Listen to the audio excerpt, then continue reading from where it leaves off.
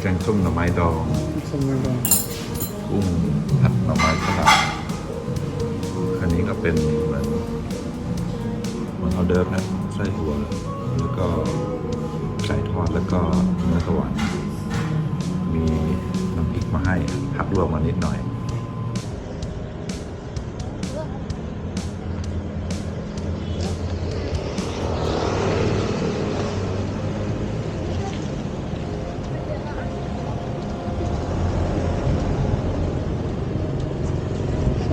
มีแต่ตัวรักอะไรเนาะ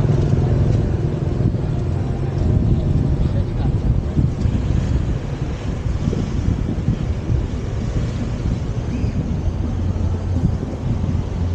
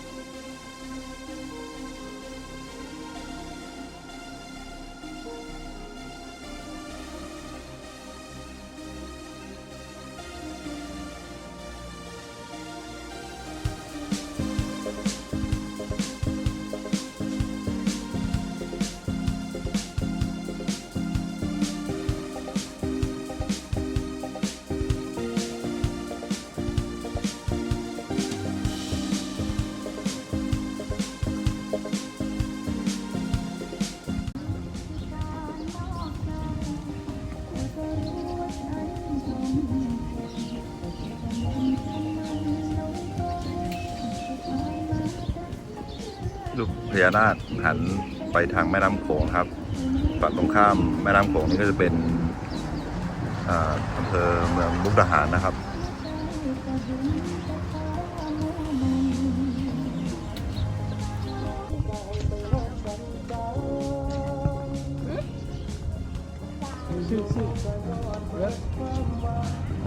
พญานาคใหญ่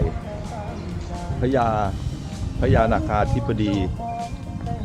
คันธบุรีไกรสอนศรีหมาธราชศรีหนาคราชใช่ไหมพญานาคใหญ่พญานาคาธิบดีคันธบุรีไกรสอนศรีหราชนาคราช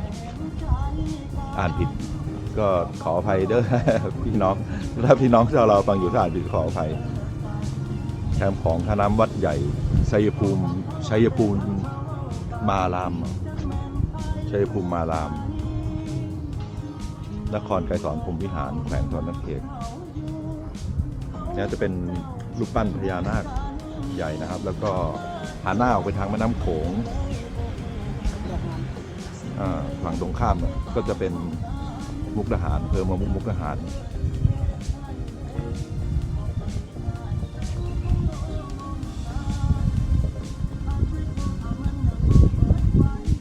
จารึกการก่อสร้างพญานาควัดใหญ่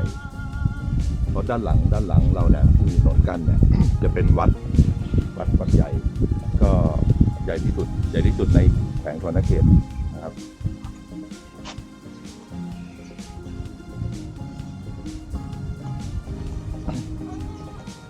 บันทึกการก่อสร้างเริ่มก่อสร้างตั้งแต่ 24 มีนาคม 2021 3 ปีที่แล้วนะฮะ 2564น่าจะเป็นช่วงหลังโควิดซานะฮะเสร็จเมื่อปีก่อน27 สิงหาปีก่อน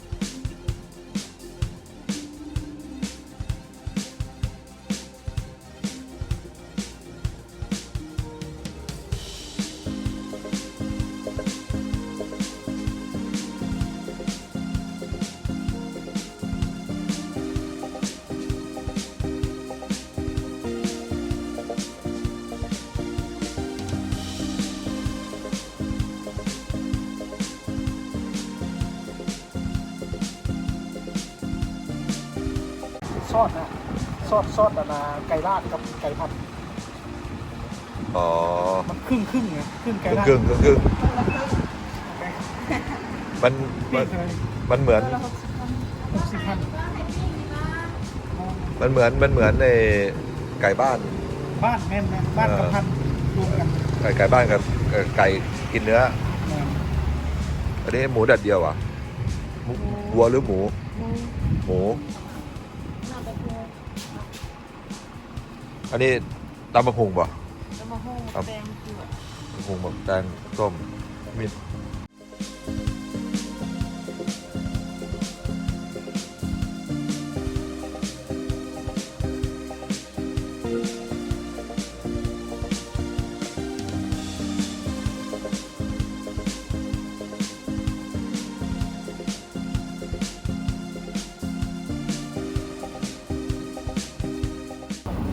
เครื่องดื่มเย็นก็จะมี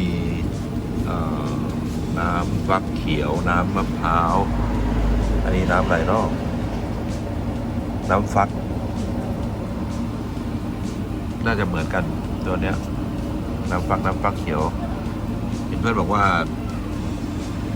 อยู่แถวปลูกแถวปักซองเยอะแถวนี้ไม่ค่อยมีปลูกแต่ว่าเมื่อวานนี้ตอนเราไปกินมื้อเย็นอ่ะเขาก็มีฟักเขียวตัวเนี้ยลวกมาให้กิน มีรสหวาน น่าจะรสชาติคล้ายแตงกวาแตงกวาลวกบ้านเรา อันนี้เขาเรียกไข่อะไรนะ ไข่ลูก ไข่ลูก อันนี้มันเป็น ข้างในเป็นไง เป็นลูก ไม่เป็น เป็นตัว น้อย เป็นตัว ก็มันมีกลิ่นแปลกๆนิด โบมินเนี่ยมันจะถ้าว่าผู้มักมันจะแซ่บตรงนี้ ๆอันนี้ไข่ปิ้งบ้านเมืองไทยก็เรียกไข่ปิ้ง 10,000 10,000เงิน แม่ค้าภูมิใจมากเลยครับ เอาข้าวเหนียวร้อนๆมาเสิร์ฟอากาศก็ร้อนข้าวเหนียวก็ร้อน รอให้เย็นก่อนสักพักหนึ่งถึงจะกินได้โอ้ร้อนมากไม่ไหวครับ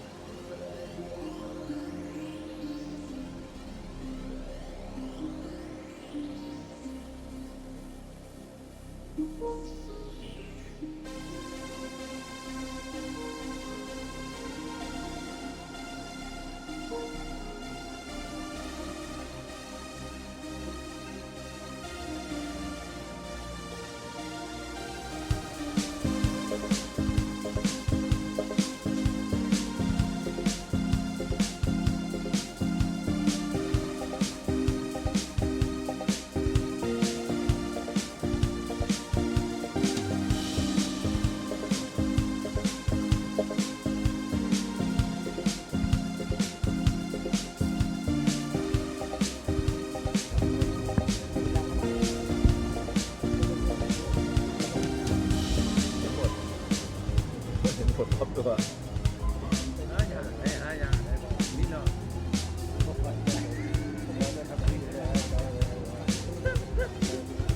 ยกก็ได้มาเข้าไปจะมาถึงวันนี้อย่างนี้เราก็ได้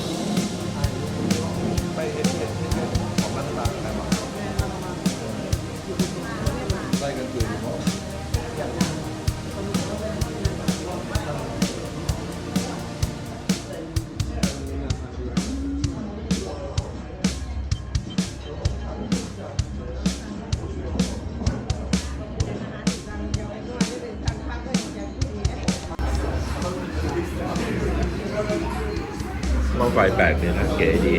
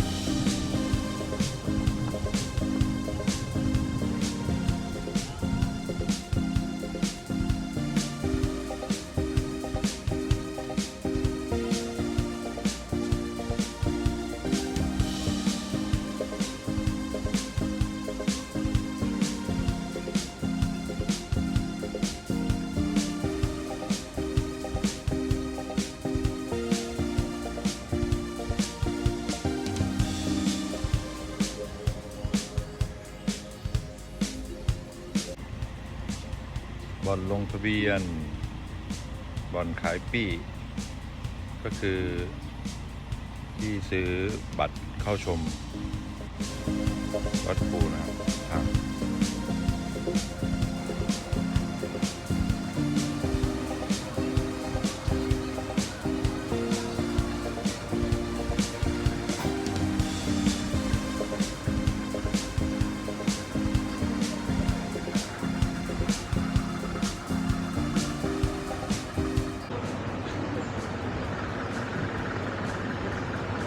ค่าบัตรเข้าเท่าไหร่50,000 บัตรประมาณ80 บาทได้ไหมคนข้างในถ่ายวิดีโอไม่โดรนบินถ่ายวิดีโอได้ไหม ก็ต้องไปซื้อปี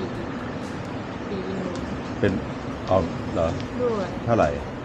อันนี้รู้ได้ว่าดูฝรั่งเราโบน อ๋อแล้วมีคนเอาโดรนมาบินบ่อยไหมเขามีตั๋วเฉพาะนางเช็คได้ไหมว่าค่าตั๋ว ก็สั่งลองไปค้ามเพื่อนอยู่หมอขับรถอันดาสันดาบินโอเค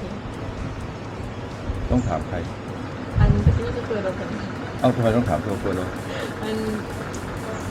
นอกจากว่าหูที่กันแล้วเป็นหูบินหรือว่าหูบิน ไอ้หมู่เราอยู่เมืองบอกว่าบินได้ให้เรียกอยู่เมืองคนลาวเนี่ยไม่ถ้าบินไม่ได้เราก็เลยไม่เข้า เราก็เสียตังค์ฟรีเพราะเราเคยมาเที่ยวแล้ว แต่ว่าก็ใช้โดรนฟรีเอาอีหลี ไปใส่ เช็คก่อนได้ไหมเราบินโดรนไปลง YouTube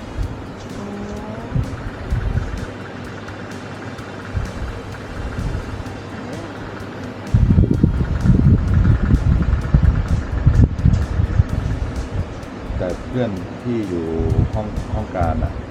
เรา บอกว่าเป็นได้ บอกได้ แต่ว่าตัวนี้เรียกปกติเราก็พาไปบินแถวปากซองเซกองดักจึงอะไรพวกเนี้ยเมื่อวานก็ไปสวนนักเขตก็ไปบินที่สวนนักเขตมา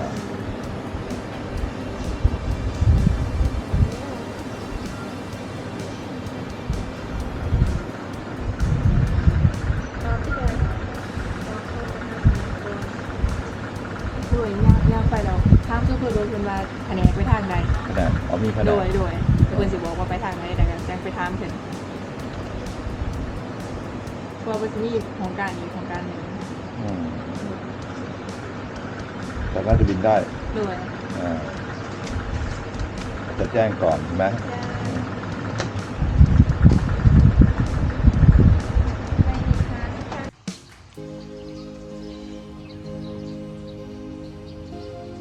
ตรงเชิงเขานี่เป็นทางขึ้นไปปราสาทหินวัดภูนะครับ น่าจะห่างจุดที่ผมยืนอยู่ประมาณเกือบกิโลเมตร อุณหภูมิปัจจุบันตอนนี้ก็ประมาณ38 องศานะครับ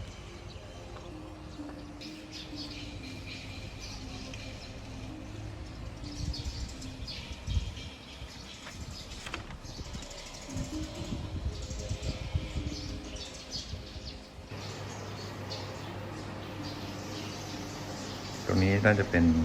พิพิธภัณฑ์ปราสาทหินวัดภูนะครับ ตรงหน้ามุกทางเข้ามาก็จะมีเหมือนให้ไหว้หรือเปล่าไม่แน่ใจนะมีเสียงเซียมซีด้วย ตรงมุมจุดห้องนี้ก็จะเป็นจุดรับฟังข้อคิดเห็นสำหรับนักท่องเที่ยวก็มาคอมเมนต์มาแสดงความคิดเห็นที่นี่ได้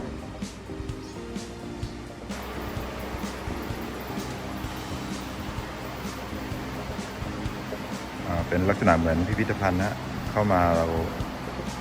ต้องถอดรองเท้านะครับถอดรองเท้าไว้ตรงทางเข้า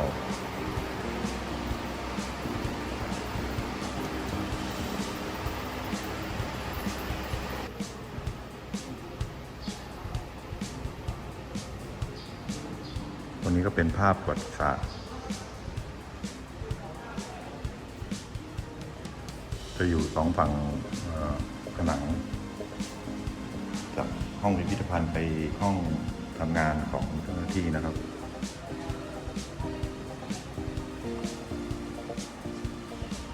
น่าจะเป็นห้องเก็บโบราณวัตถุนะครับหลังจากที่เราชมโบราณสถานแล้วก็พิพิธภัณฑ์ทางประวัติศาสตร์ของวัดปูจำปาสักแล้วเราก็จะไปประสานเจ้าหน้าที่แขนงการที่เขาดูแลอยู่นะฮะเพื่อที่จะติดต่อเอาใช้โดรนขึ้นบินก็ไปลงทะเบียนกับเขาแล้วก็นะแจ้งเข้าไปก็จะมีค่าธรรมเนียมในการใช้โดรนบิน100,000 กีบนะครับ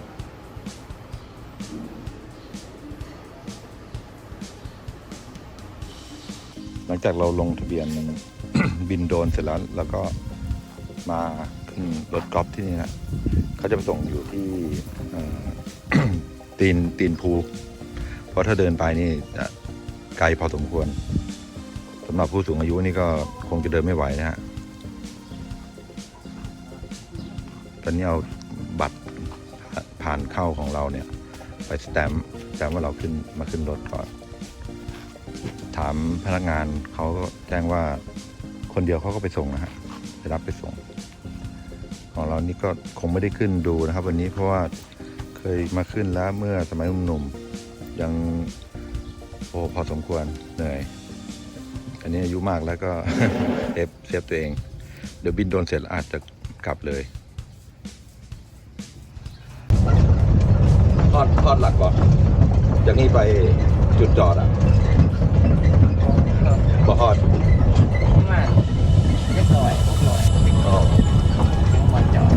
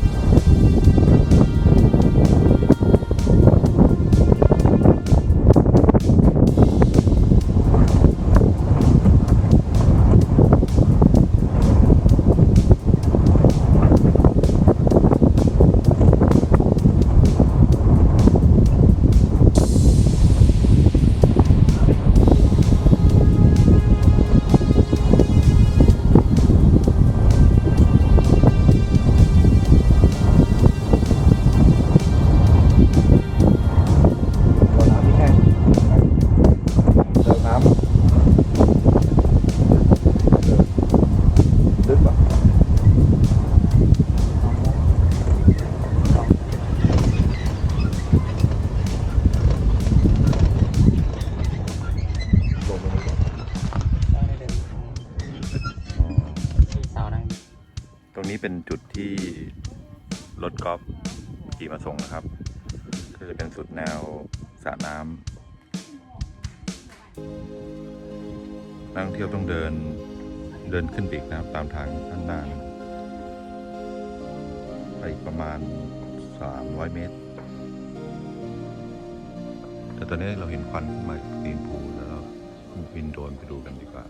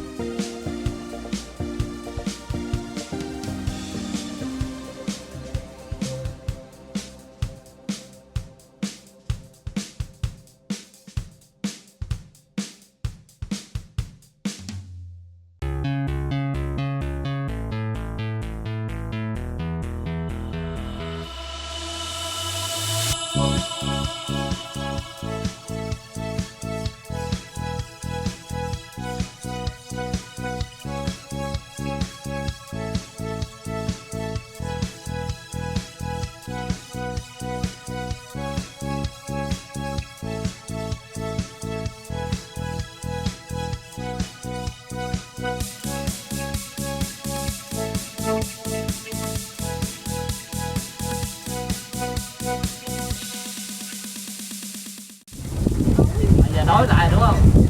ขามาคนเดียวครับเรื่องเยอะเลยนะครับลง3 4 5 9 คนลงขับ10 คน Hai chai luôn.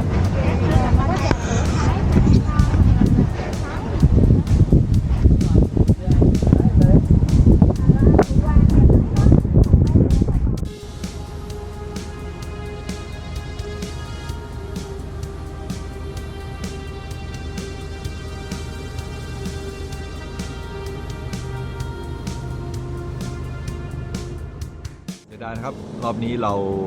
เอาโดรนมาตัวเดียวแล้วแบตเตอรี่เราบินไปเมื่อวานกับวันก่อนแล้ว มันก็เลยเหลือแบตก้อนเดียวเพราะฉะนั้นก็เราจะบินได้เก็บภาพได้เยอะกว่านี้ อันนี้ก็ไม่มีเวลาบินหรอกบินได้ไปแค่ประมาณ 40-50% ของแบตเตอรี่ก้อนแบตเตอรี่ ก็โอกาสหน้าเดี๋ยวเราจะได้เตรียมอุปกรณ์มาให้พร้อมมากกว่านี้นะอันนี้คือเป็น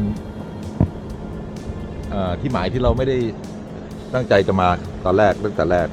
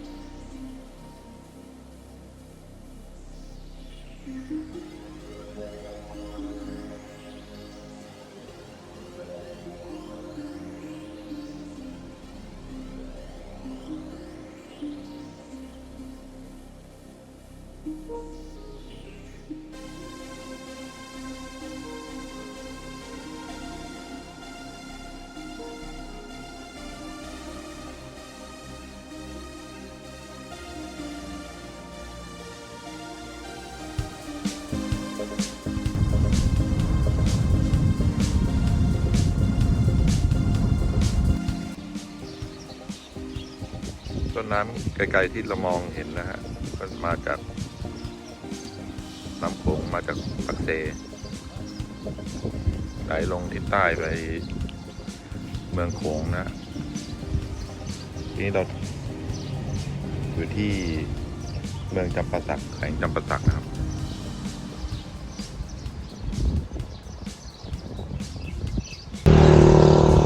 ข้าวกำคืออะไรข้าวสีดำๆนะบอกแล้วใส่อะไรอีกใส่ถั่วใส่มะพร้าว ใส่มะพร้าว แล้วอะไรอีก บุ้มน้ำตาล ใส่มะพร้าวน้ำตาลถั่วดำป่ะใส่ไหม เวลาไม่ได้ใส่ เวลาไม่ใส่ก็เหมือน ข้าวหลามเดี๋ยวไม่ได้ใส่ถั่ว อ๋อ